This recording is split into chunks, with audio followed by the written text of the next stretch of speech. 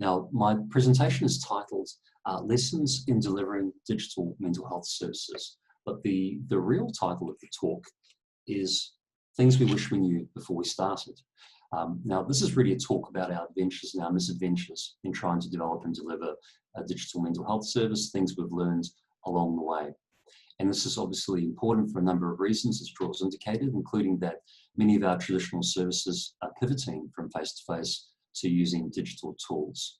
And it's also important because we've learned, and I think this is the experience of many groups in this space, is that delivering mental health services via digital means is rewarding but challenging and has some nuances which perhaps we may not expect at first introduction.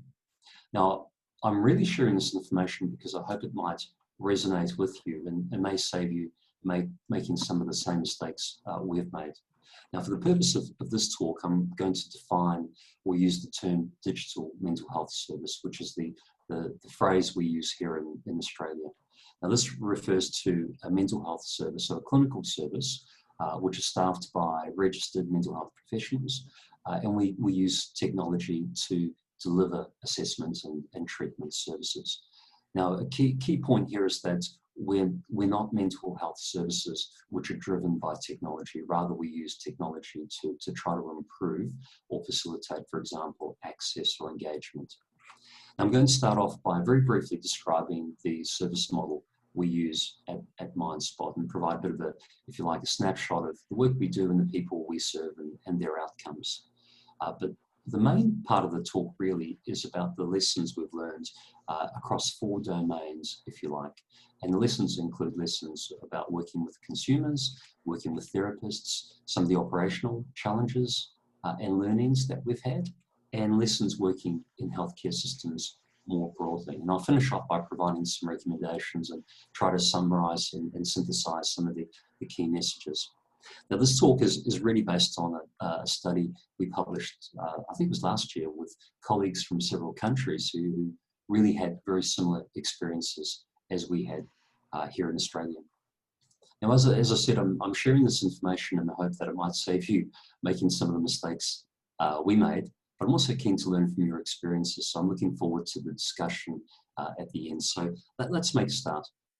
A little bit about Mindspot. Well, Mindspot is a national digital mental health service, and we deliver care to people troubled by high prevalence disorders. Now, that's our target population, but the reality, of course, is that we serve a broad cross-section of the community with respect to mental health needs. And you can see from the heat map here that we cover a large section of Australia, and you can imagine in many of these places, which are rural and remote in particular, there are no mental health professionals available, and that's a theme I'll come back to later. We provide a range of clinical services, information, assessment and treatment. I'll provide some more information in a moment.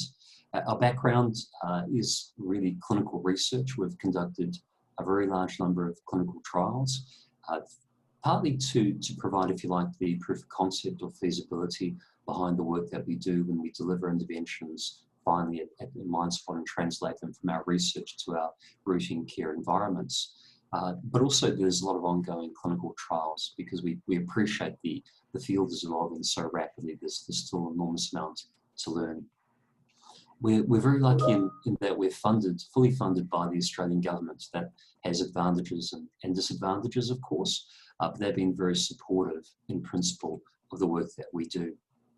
Now, in terms of clinical flows, I'll talk more about that in a moment, but we accept referrals from GPs, general practitioners or primary care physicians, as well as self-referrals. And about 80% of people who use the service at the moment self-refer.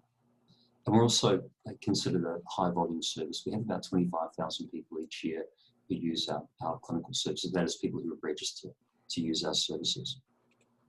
Now, before describing our clinical model, I'll just very briefly describe why consumers are using Mindspot. And of course, our clinical services are modified and tailored to try to meet the needs of people using the service. And they change over time. Now, what we know is that about 39% of people report they're using Mindspot because of concerns around stigma or privacy, and they essentially report finding traditional models of care too confronting. Another 35% report the primary reason is because of either geographical barriers or financial barriers, and then there are a bunch of other reasons as well. In terms of what people want from Mindspot, this has actually been one of our key lessons. We actually expected when we first launched Mindspot, the vast majority of people would want online treatment, but that certainly hasn't been the case. And there's a couple of reasons for this I'll go into later, but what we found is that about 58% of people report the primary reason is they'd like to learn more about their symptoms. They'd like to get a confidential professional assessment.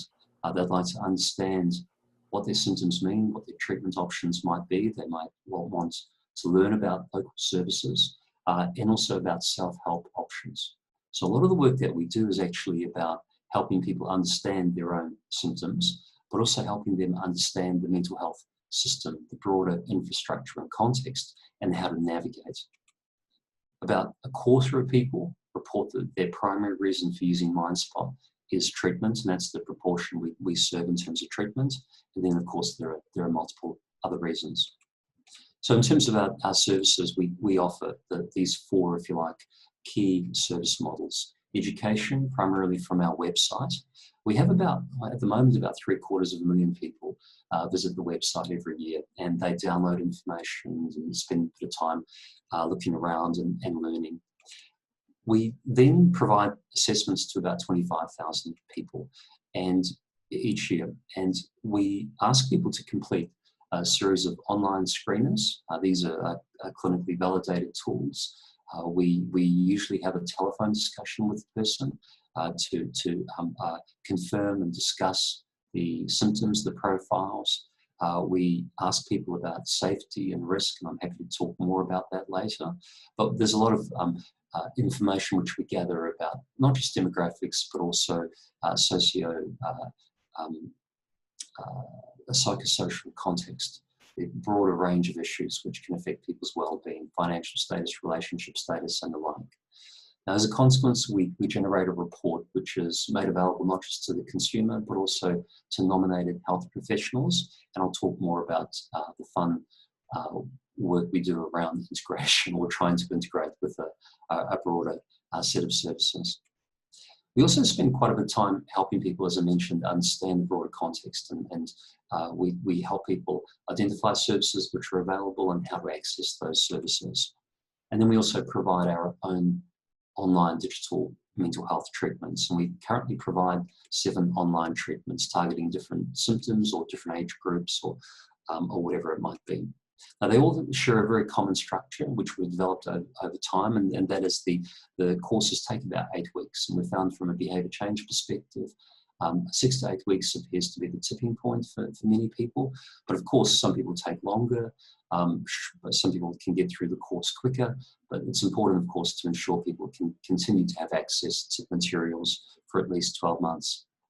The structure of our treatment courses is very similar to many other services, in that we ask people to log in on a regular basis, read content.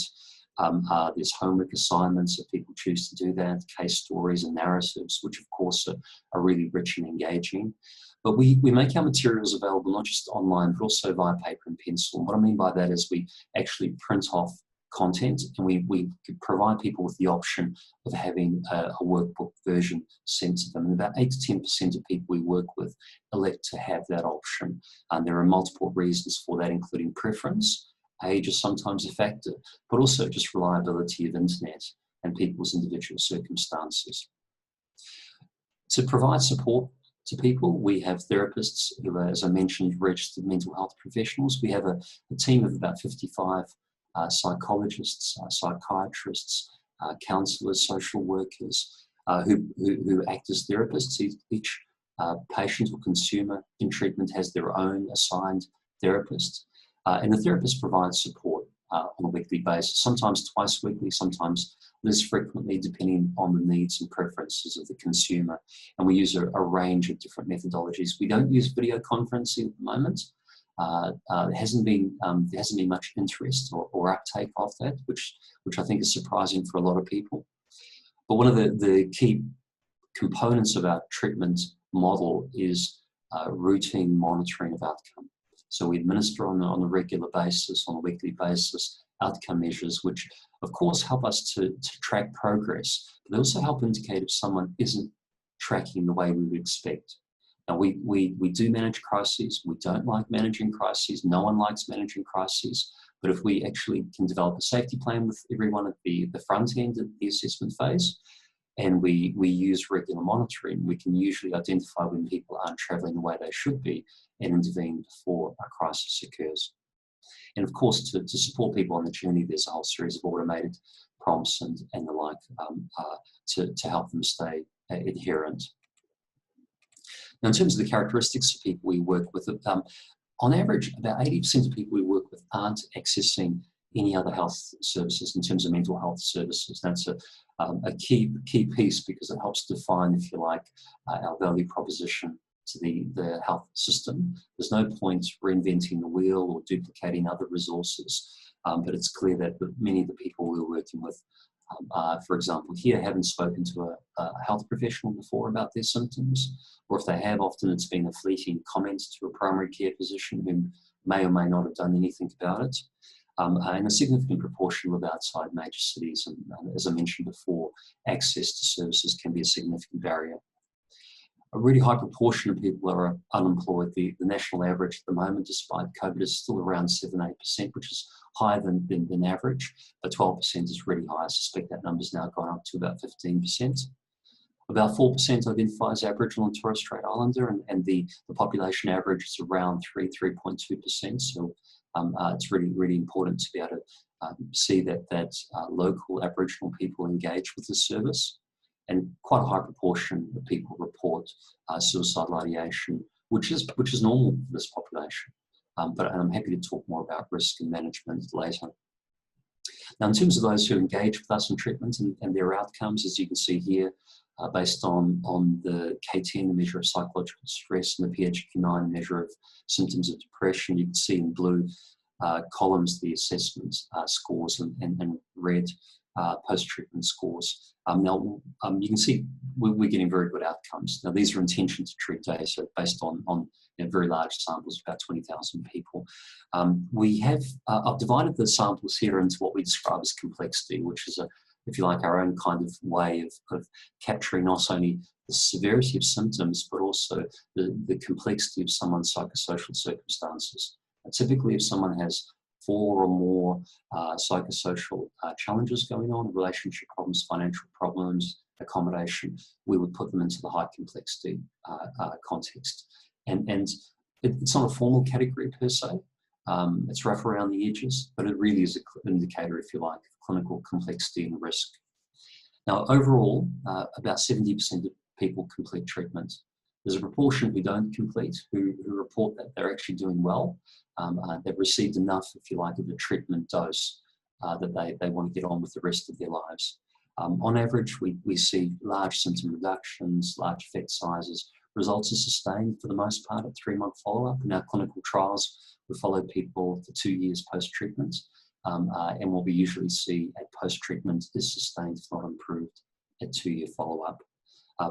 In addition to symptom improvement, there's typically a large reduction in level of disability. So, of course, that's important because we want to see that people's improvements are generalising to their everyday lives. And we also have very high satisfaction rates. A lot of people refer family and friends after contact with our service. Now, all this sounds very, very nice, and it is. I think it's a really good service, but it's not a panacea, and that's a phrase and term I'll circle back to. Okay, so we've been delivering clinical services. We've also felt we've had a responsibility to the sector, to the government, to funders, to report outcomes. So we published a paper in Psychiatric Services describing early on results over the first 12 months of operations, followed that up with a paper describing outcomes over the first 30 months. Last month we published in the Lancet Digital Health a paper describing the first 7 years of outcomes and characteristics of users and changes that we'd observed. We published papers on cost effectiveness. We've published papers looking at outcomes for specific groups, for example, Aboriginal and Torres Strait Islander people, and finding same outcomes for that population as for the broader Australian population. And similarly, looking at outcomes for example, migrants to Australia, and again, finding the same outcomes. And all of that's important data to share with the broader community, because these are questions, there are questions about tailoring and appropriateness and the like. We've also been looking very carefully at the impact of COVID-19 on the Australian population. Because we have such large data sets, we can actually observe changes. And of course, there's been an increase in demand, as Drew indicated. We've at some points had more than 90% increase in demand. So we work typically with 450 new patients every week. That number went up to about 900 for a while. But the severity of symptoms didn't increase. In fact, suicidal ideation and suicidal intent reduced over that period, which was contrary to a lot of expectations. Because of our large data sets, we were able to report that with confidence, acknowledging the limitations around the sample, but also we've been sharing our data with the Australian government on a weekly basis because they've realised the utility of real life, if you like, surveillance or monitoring through services like Mindspot. Okay, so that's a bit of background. The real thing we wanted to talk about was lessons. So how about I segue from there to talking about some of the things we've learned along the way. So as I mentioned, I'm going to talk about some of the lessons we've learned across 4 domains. So consumers, therapists, operations, and healthcare systems. Now, please bear in mind, of course, this is not a comprehensive list. There's a lot of overlap. Most of the lessons are obvious, a bit embarrassing to share, but it's really important to be transparent. But hopefully you'll find a number of these helpful. Okay, so beginning with consumers, what have we learned? Well, I guess in some respects, a little bit surprised to learn just how broad the cross-section of people are. Now, in clinical trials, as you know, we tend to get quite limited demographics.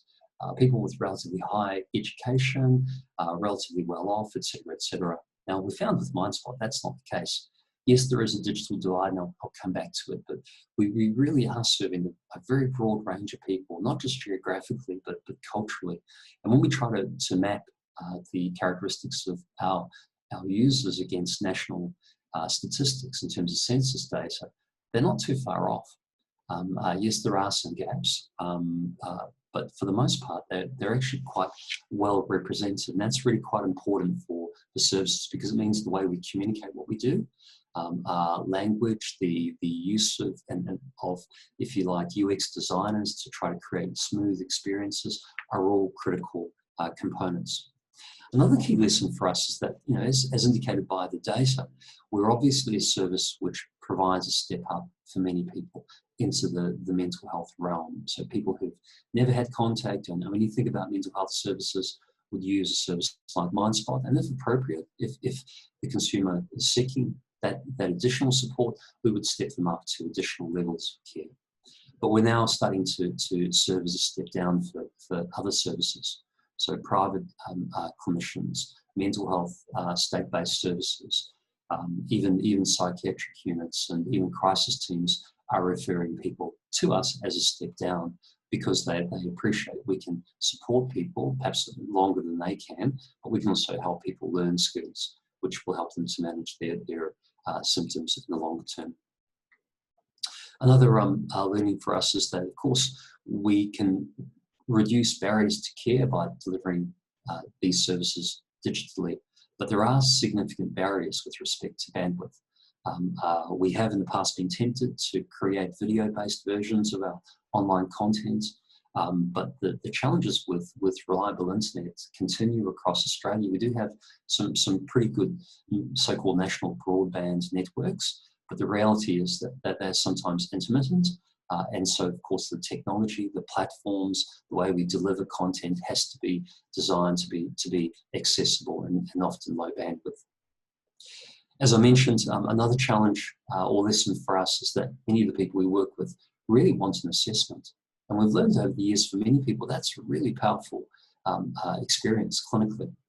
For many of the people we work with, as I mentioned, this is one of the first times in their lives they talked about their symptoms. We might be working with someone who's 90 years of age, who's struggled with symptoms since the age of 8.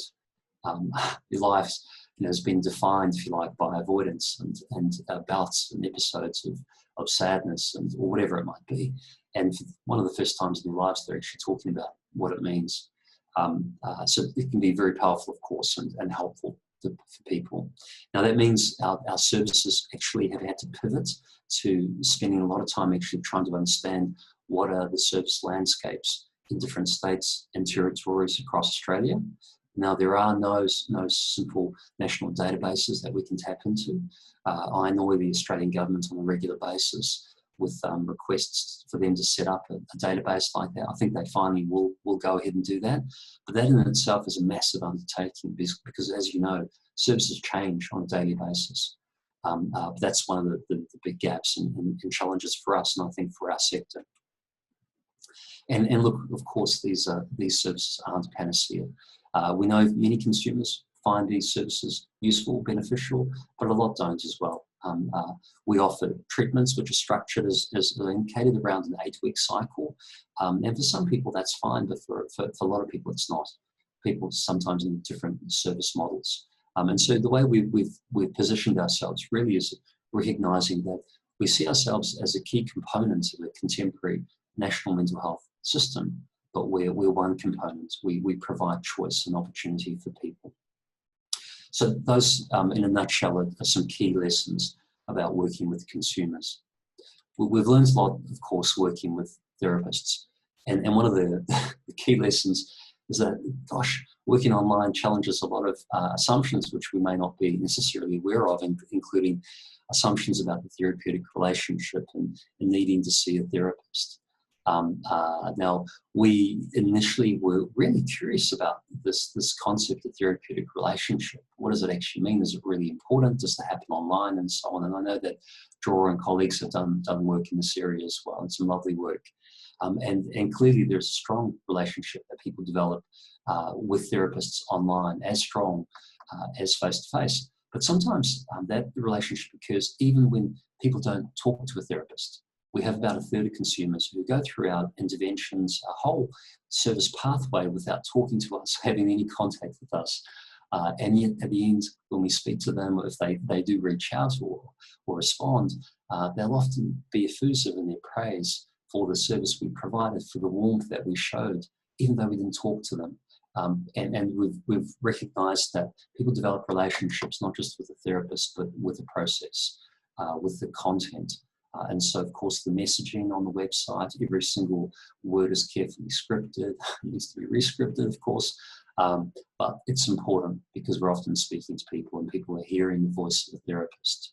So the relationship is powerful. People do engage.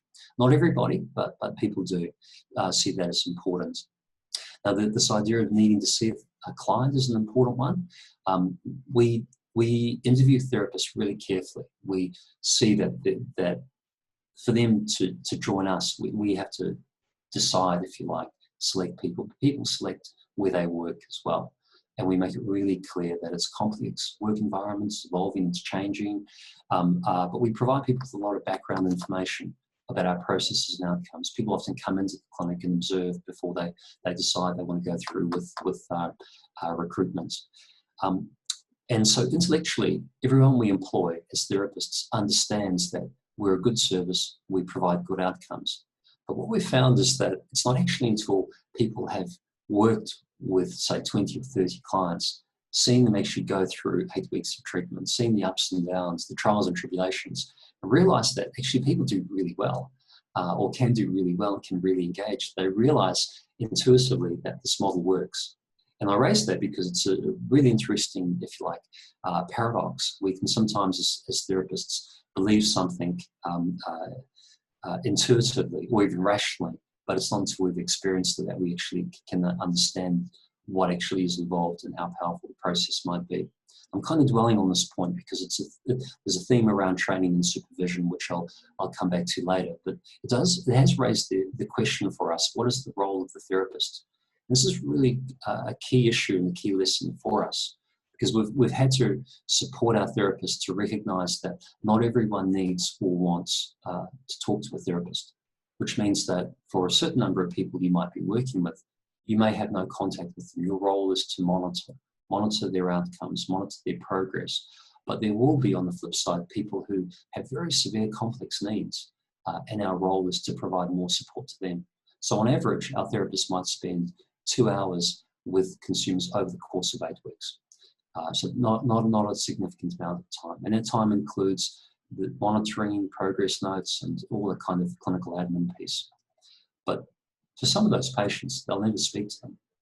Whereas others, they'll actually speak to them twice a week, and they might have quite extended periods of time. So we have to titrate the amount of therapist contact based on consumer need. Now that requires, of course, in parallel, learning a whole lot of new processes and tools and workflows, which, you know, for therapists who've been practicing for 20 years can be quite challenging when we're asking them to log into 2 platforms and use those simultaneously. But there are other challenges. When we work, and our team are mostly working remotely, some choose to come into the office, but when we work in the office, it's actually an open environment. People can hear, therapists can hear what other therapists say. Now, initially, when therapists who are experiencing face-to-face care see this, they're terrified. They quickly realize it's enormously helpful. You learn from your colleagues. You can provide support quickly if someone is working with a caller or a client in crisis. There are lots of additional benefits, but this is one of the workflow changes, if you like, which can be confronting initially. Another challenge for many of our therapists is the use of patient-reported outcome measures and experience measures on a regular basis. Despite their many years of expert training, including the use of assessment tools, psychometrics, outcome measures. Here in Australia, at least after 6 months after graduating, most therapists stop using any outcome measures. And so reintroducing that into practice when people come to work for us is actually quite confronting for therapists. It requires a bit of time and coaching. Now, the challenges around that, of course, is that in Australia, at least, our training programs have, although they've acknowledged the importance of digital space and that it's going to evolve and grow, they haven't provided training courses. There's been bias, frankly, against it. And so recently we've developed our own academy. We're calling the Mindspot Academy, and that really recognises that there is specialised training and supervision involved with our training students, clinical students in the space, as well as registrars, and that's a model which we're encouraging the Australian government to adopt and share more broadly. So those are some of our experiences and lessons working with therapists. Now I'll move on to some of the things we've learned operationally, and probably, and to be completely transparent, I underestimated the complexity of working in this space.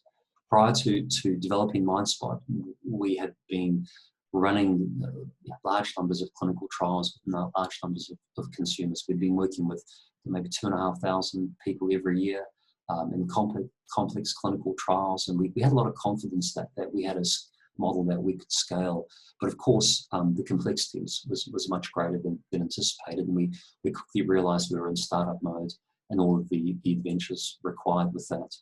We also learned, and this is a key theme, is that the field is evolving and is continuing to evolve. And so one example is our physical location. So this is a photo of Mindspot about 6 weeks before we launched. I mean, we literally got down to the wire. We literally turned on the software platform the day we were launching the clinic. And this, one of the things we learned along the way, we initially, when we established a contract with the Australian Department of Health to establish and run Mindspot, we had established a lead-up time of 6 months, which would give us plenty of time to modify our software platforms, recruit trained therapists, and then about a week later, they asked us if we could launch 10 weeks later. And we quickly realised that that's what working with governments is like. But this is a photo of Mindspot 6 weeks before we launched, about 6 days before we launched, about 6 months after we launched, about 6 years after we launched. And this is what it looks like today. Now, that's just one example, of course, in terms of location, about how things are changing and evolving. Other changes, of course, include the software architecture. We're using a clinical software platform.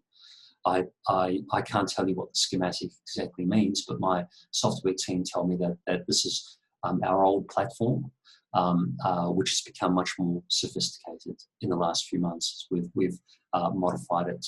Now, what that means, of course, is that there's increasing risk in the delivery of these organisations.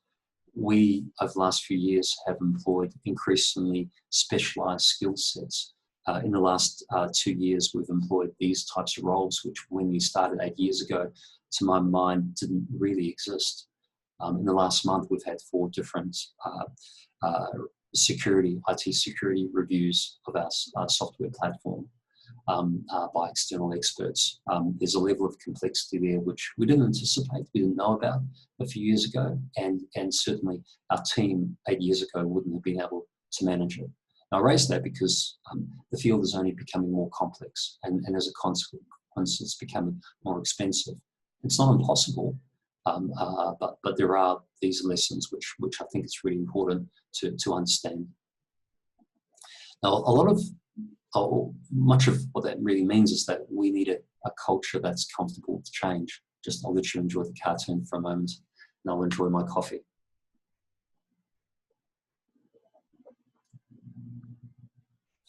This is a key point, because we're not just, for example, evolving our software platform. Every 2 months we have a major release, if you like, and these are major releases. I'm not underestimating or overestimating. But in addition to the software changes, there are clinical changes. There are new treatment courses being developed, new treatment models being developed. Now that level of flexibility is really, really challenging for many organisations, many individuals. So we've had to really emphasise to the team, and particularly new team members, that change is in our DNA. We actually have a responsibility to change and learn and trial things, and sometimes roll things back if things aren't working as well as we would like. And what that's required to is being really clear about what our mission is. And for us as an organisation, that's been really quite a learning or a journey as well, and that is figuring out what strategic plans are, what vision statements and mission statements are about, and realising just how important they are. So there's levels of organisational maturity and governance which underlie a lot of these operational changes. So those are some of our operational lessons. Now, the final area, which I'll comment relatively briefly on, because it's such a big, complex beast, is our integration with the health system and some of the lessons we've learned. And one of the big lessons, of course, is trying to integrate into what was previously, or what I previously described as a system. Here in Australia, I'm sure in the US, where you guys live, it's perfect. But here in Australia, we talk about a system, but the reality is multiple funders, multiple organisations, different agendas, different funding structures, different target populations. People don't play well together. We're actually not funded to integrate. We are trying to integrate as a service, and what we've realised is that, and it took me 6 years to learn this. I'm pretty stupid sometimes, but we're actually not funded by the government, despite their protestations to the contrary, but to actually work with other organisations, because that takes time, effort, and resources. And often, particularly in smaller parts of Australia, services can't integrate because they're competing not just for funding but for staff. I moved to Western Australia earlier this year to establish a satellite clinic for Mindspot. We have a clinic across WA, Western Australia, serving primary care, and we work across some very, very remote locations. And many of those locations, there might be a health service, but they're often competing with staff from the neighbouring district. So staff move around. Service continuity is a massive challenge. So as a service provider, when we're trying to refer patients or even send reports to general practitioners, we find that the turnover could be as high as 100% every 12 months. So massive challenges. And this isn't unique to Australia, of course. Interoperability, I'm sure you're aware, is a challenge in many places. Here in Australia, our general practitioners in primary care are using about 30 different software platforms, which have various versions associated with them. Now, this, of course, makes it incredibly challenging for us to share information, patient resources, and results across different health services. Now, these are challenges which I think over time will resolve. I think it requires government to intervene and establish better guidelines than it has to date. But this is a key ongoing challenge. For us also, and for other organisations, one of the challenges with being able to establish and develop our services strategically as well as operationally have been short-term funding cycles. Now, government does this for all the right reasons, but the impacts, of course, on staff retention, on strategic planning are massive. And bear in mind the context which I mentioned before, which is about having to evolve and change all the time. Very hard to develop strategic plans if you don't know whether you'll be funded in 3 months or 6 months or 12 months' time. Now, I think that's changing, but gosh, it's been challenging at times.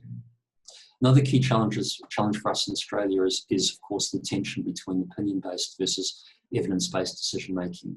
I know in America, your politicians make fantastic decisions for all the right reasons, but here in Australia, because most mental health services don't collect data, don't report data, our policymakers, decision makers, aren't used to using data. They're not used to necessarily making evidence-based decisions. And what that means is that for the most part, in the last probably 2 decades, opinion has prevailed, which means you need to be very good at lobbying. And as a clinical researcher, I don't know what that means. So there are significant challenges there, and I wouldn't underestimate those challenges. Now, excuse me, having said that, in Australia, we're really lucky because I think the tide is turning. There have been a number of reviews of mental health services, and one of the reviews was conducted recently by a group called the Productivity Commission, which is an arm of government, which essentially is their economic think tank and advisory group. Now, for the first time in history, the Productivity Commission has conducted a review into mental health. And they've made some very sensible recommendations, which government is considering at the moment. And for the first time, there's a high-level recommendation to expand supported online treatment. So we see this as a two-edged sword. On the one hand, it's encouraging for the sector and recognises the potential of digital mental health services. But on the other, it raises the bar. And services like ours, if we're successful, will have to scale again by a significant margin. Now, in addition to those sorts of policy changes or potential directions, we're also, I think, really lucky here in Australia in that there is a change and if you like, a maturity in the field that's starting to emerge and become apparent. And one of the key indicators of that is the establishment of national standards. So digital mental health services in Australia now have national safety and quality standards, which were actually released last week. So these are hot off the press. They are still in development. I've served as chair of the advisory group for this organisation, the Australian Commission for Safety and Quality in Healthcare, on this project. There was an enormous amount of consultation across the country over 2 years to establish these standards, but I think we're certainly moving in the right direction.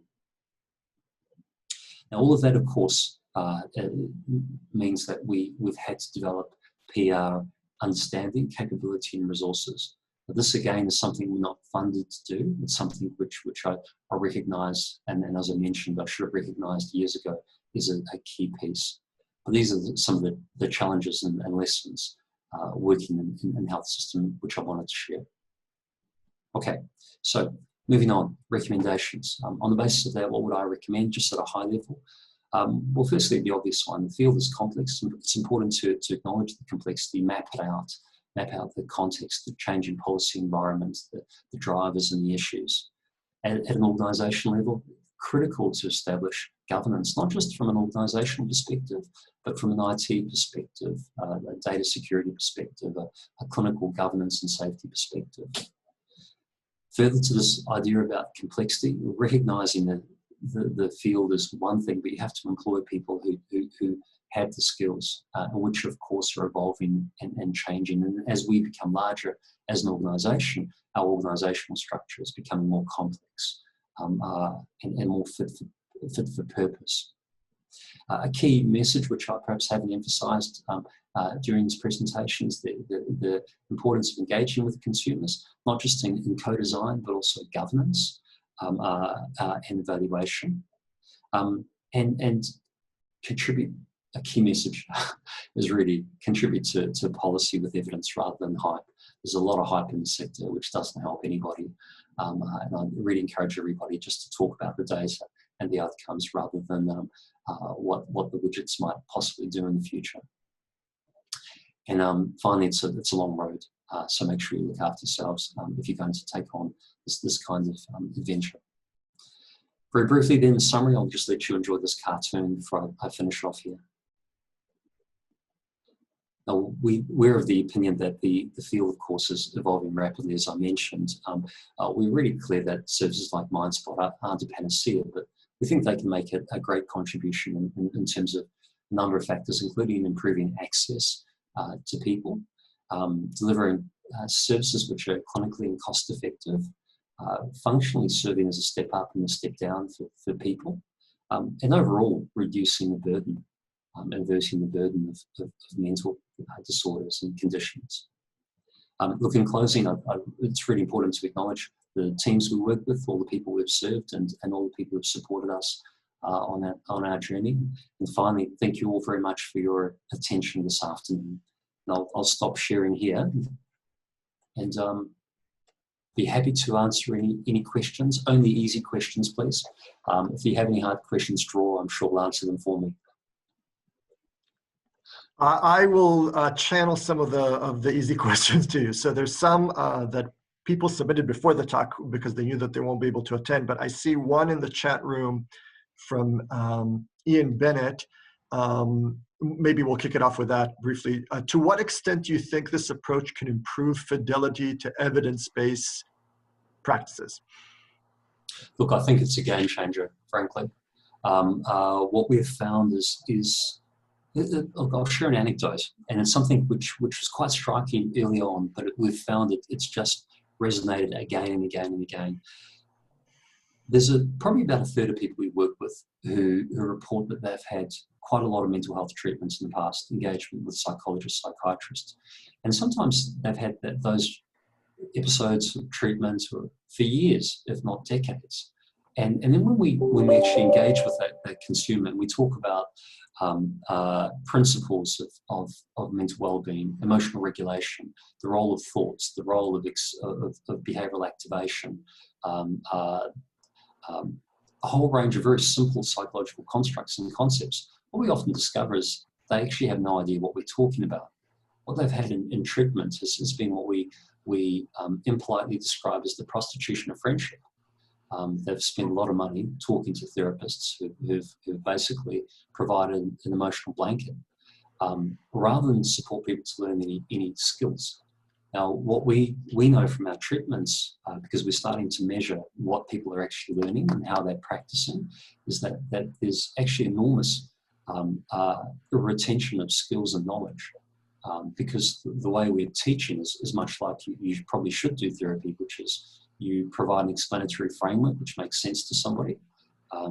You provide a whole bunch of knowledge around skills which are practical. You help the person apply those skills, adopt those skills, learn how to use those skills in different situations, and then that becomes part of who that person is.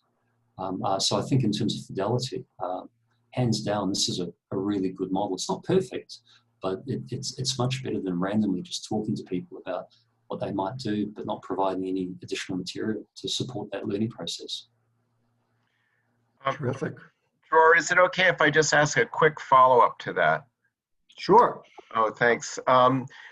Thanks so much for this. Ian Bennett, I'm in family medicine and psychiatry here and very interested in these kind of approaches to improve access. And so specifically, I was wondering about, by using this technology, you have the opportunity to build in tools that just make it easier through the telemed kind of way to track things. You mentioned symptom scores. But, you know, there are other things too, like, you know, the worksheets for problem solving training and, you know, whatever it might be. So it's just all right there. It just seems like that would really help the practitioners stick to the script, so to speak, as far as doing this work. Yeah. Yeah, so do you think that that's part of it, or is it some other element that, like your supervision or monitoring, or, you know, what would help with fidelity? If that's, is it just the work environment, or is it like monitoring that you guys are enforcing fidelity? It's a bit of both. And can I say it's actually a two-edged sword. We've been on quite a number of journeys, if you like, internally, and in terms of our learning about how to supervise and train our therapists. And initially we were quite clear about, if you like, the key lessons and messages we wanted our therapists to share with consumers every week. And we found that that approach was really good. Now then what we did, and this is a bit embarrassing to admit, but I'll say it anyway, about 3 or 4 years ago, we thought, okay, let's see if we can increase clinical outcomes, improve outcomes by increasing fidelity. So we started to become more prescriptive with therapists about what they should say and do. And it backfired, understandably, because of course we pissed our therapists off. Because our therapists needed to be flexible, of course. That's one of the key things about therapy. You have a framework, but you have to be flexible. And so we actually rolled that back. And what we discovered was we needed to reduce, if you like, the auditing and, if you like, the oversight, the micromanaging, replace it with good supervision and a good training framework, which is about competency-based skills. So we established a framework of training which identifies exactly what we think people need to be able to do. We support them to learn that. We help them, if you like, audit themselves. But then we provide a lot of supervision and support around that, rather than micromanaging. So I hope that answers that question, Ian. Thanks, Nick. So I'm gonna try to. We probably have time for 2 or 3 more questions if we do them briefly. And the next one that I see online is from Hansan Yinghang Ling. Would you like to ask your question directly? Yeah, sure. So I was wondering how much effort went into growing the number of users in the beginning, and how did that effort change over time? And I was wondering if you have any lessons in that. Okay.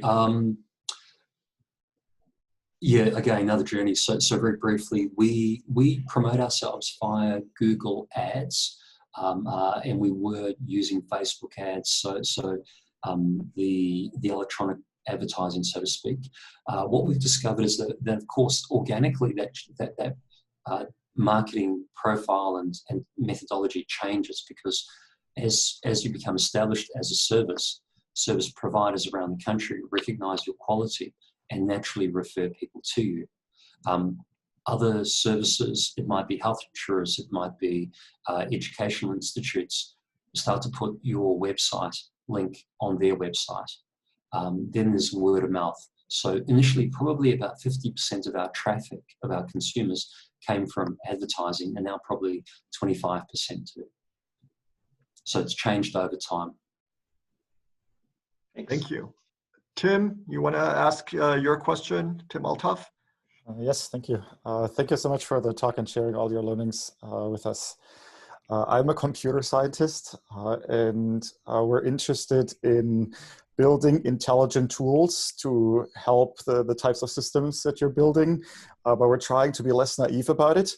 I'm curious what opportunities you see in the software systems that deliver all this, that are facing the consumers or clients and the therapist, what opportunities there are for intelligent tools. You mentioned kind of less micromanaging and better support in an earlier answer. I'm curious to what degree you've thought about this, and the types of directions I'm thinking, just to give a few examples, is trying to help therapists in the moment of how they might respond. You mentioned earlier that overhearing what other therapists say can be really useful, and how to better support this, or kind of helping with maybe clinical note generation, or helping maybe consumers automatically identify unhelpful thoughts? Okay, all right, I'll be really blunt because I would hate for you to spend a lot of time on the in certain directions. I haven't seen many of those approaches work. I've seen a lot of organisations try and fail. I'd probably be inclined. I mean, our thinking about it really is that we actually don't know what we don't know, and what we really haven't done as an organisation. We're getting better at it, and I think the next 12 months we'll turn the corner. But it's actually collecting enough data about our consumers, about what our therapists are doing, saying and doing, but also what people are doing in their everyday lives to actually identify the underlying patterns which are occurring. A lot of organisations I've seen try to develop interventions, widgets, whatever it might be, assistive devices, before, if you like, understanding the broader patterns. And a lot of the barriers to care that we see are not about therapy. Therapists are doing a really good job. Once consumers engage, it's a no-brainer. Most of them are going to do really well, but it's all the noise around consumers, their psychosocial situation, how they talk to other people, how often they're going out and about and behaviourally activating. We don't have good measures for that. We've concentrated on 1 hour of therapy every week historically, so there's 168 hours in the week. We focus on that 1 hour and we ignore the 167 hours. If you're going to do anything, I would say the big ticket wins would be look outside of the therapy environment, about how you might use tools to remind, prompt, and so on. And I know there's a lot of work going on out there at the moment in that area. That's my 2 cents worth for what that's worth. Thank you. Thanks. Nick, so we're just about right out of time, but there was one question that 4 people asked me to ask in one form or another, so I feel just compelled to ask it. You answered, you talked a little bit about the payment and funding model around what sounds like government support and what might be translated to short-term block grants or some sort of fixed time frame. So, we're in a place here in the U.S. where we are both inventing the intervention models, and we're trying to affect the payment and reimbursement and policy models all simultaneously. And so talk about sort of building the plane and flying it while you're doing it. We're right in the mix of that. And how do you pay for this? How do you pay for this as things are evolving, as they're established? How do you sustain it even for not long-term, but medium-term periods, so that you can have some sort of traction and generate the evidence that is later used to inform policy? What are some quick thoughts on that? Okay. Obviously, it depends on the context, state-based versus national-based funding, public-private splits. I think being very clear about strategic objectives and long-term implications. It's very easy to think about quick wins and getting money from angel investors to develop A, B, and C for the next 6 months. There are enormous risks with that whole process. From an IP perspective, you can just get tied up for ages. I'd be inclined I essentially have a 10-year plan or a 20-year plan, so to speak.